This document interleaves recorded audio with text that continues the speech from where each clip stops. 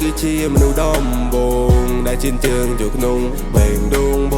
ងអូនហើយអូនប្រៀបដូចផ្កាកុលាបមួយដងដែលគ្មានថ្ងៃនឹងក្រៀមស្វិតស្រពោចាប់តាំងពីបងបានស្គាល់រូបអូនដំបងធ្វើឲ្យបងលែងមានអារម្មណ៍បលូនและចាប់អារម្មណ៍ស្រីណាដទៃជាតិនេះបងសាច់ចាប់ប្រាថ្នាតែស្រីស្គាល់រូបអូនដំបងមិនតាមរយៈឆា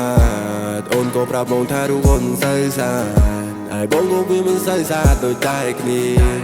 ឲ្យតែចិត្តពួកយើងអូនហើយនៅក្បែរគ្នាខ្លួននៅឆ្ងាយក៏បងចង់ក្បែរបងនៅសែងខ្លាញ់តែអូនថាស្នេហ៍បងសុខចិត្តចាញ់តែអូនប្រងក្បែរបងសុខចិត្តចាញ់តែអូនព្រមស្នេហ៍អូនណា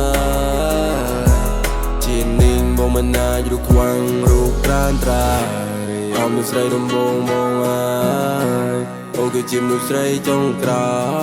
យសន្យាថាបងមិនក្បត់ឡើយសូមត្រឹមមានបងម្នាក់បានហើយអូនហើយអូននេះគឺជាមនុស្សដំបងដែលជិនជើងចូលក្នុងបេងដូងបងអូនហើយអូនប្រៀបដូចផ្កាកុលាបមួយដងដែលគ្មានថ្ងៃនឹងក្រៀមស្វិតស្រពោចាប់តាំងពីបងបានស្គាល់រូបអូនដំបងធ្វើឲ្យបងលែងមានអារម្មណ៍បលូនและចាប់អារម្មណ៍ស្រីណាដទៃជាតិនេះបងសាច់ចាប់ប្រាថ្នាតែស្រីបងនេះសូមសច្ចាថាប្រាថ្នាតែស្រី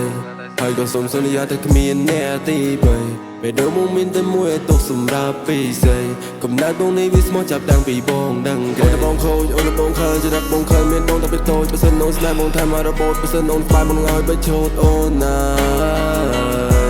ជានាងបងមិនអាចដូចខ្វាំងរូបត្រានត្រាយ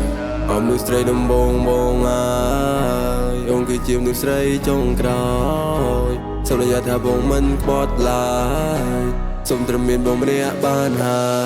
យអូនហើយអូននេះគឺជាមនុស្សដំបងដែលជិនជើងចូលក្នុងបេងដូងប